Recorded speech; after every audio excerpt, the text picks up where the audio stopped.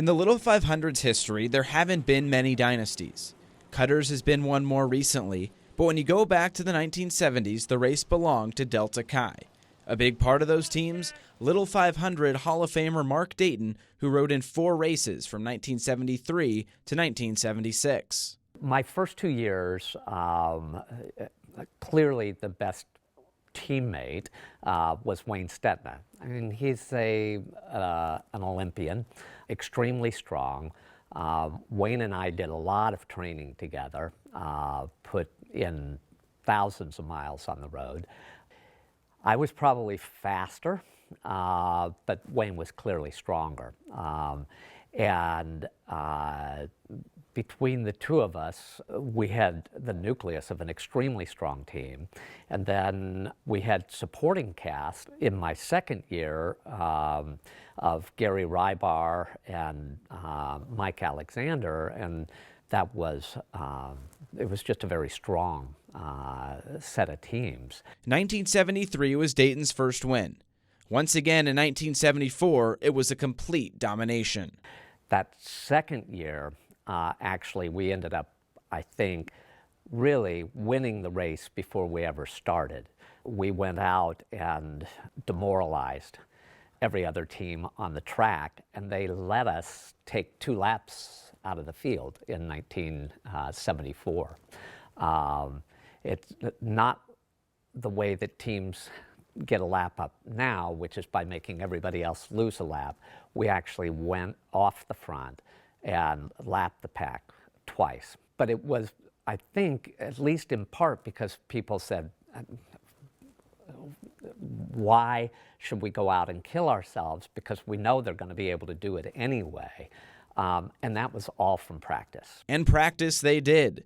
Dayton was dominant during races, and he showed it during practices too. I actually went out one day in practice. The Fiji team was out, and they were working on trying to go as fast as they could in 3 or 4 lap sets. And I just stayed out and rode with them and made them work a little harder until I had all 4 of them in the pits throwing up. And then I continued to stay out on the bike and ride. So we expected to win. Overall, Dayton won 3 races during his 4 years on the bike. He won in 1973, 1974, and 1976.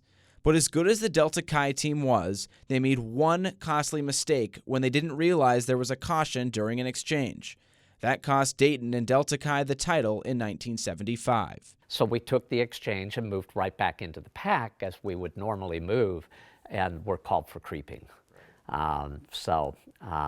But it was a mistake. There were plenty of great memories for Dayton, but the one that stood out among the rest came in 1976 during his last race. Crossing the line for our team in '76, it was really pretty unfair. Gary Rybar for our team and Jay Allard for the Fijis had both ridden about 90 laps. I got on the bike at lap 188, and I think prior to that I had ridden maybe 7 or 8 laps, maybe. So basically I was completely fresh. And Jay Allard was sprinting for the Fijis, had been out there and ridden almost half the race. It was almost a foregone conclusion how that was going to turn out, even if I hadn't been the fastest rider on the track. After his racing career ended in 1976, Dayton went on to coach Delta Chi in 1977, and he won that race too. Success followed him on the bike, and he will forever be remembered as a Little 500 Hall of Famer. For IU Sports Media, I'm Josh Eastern.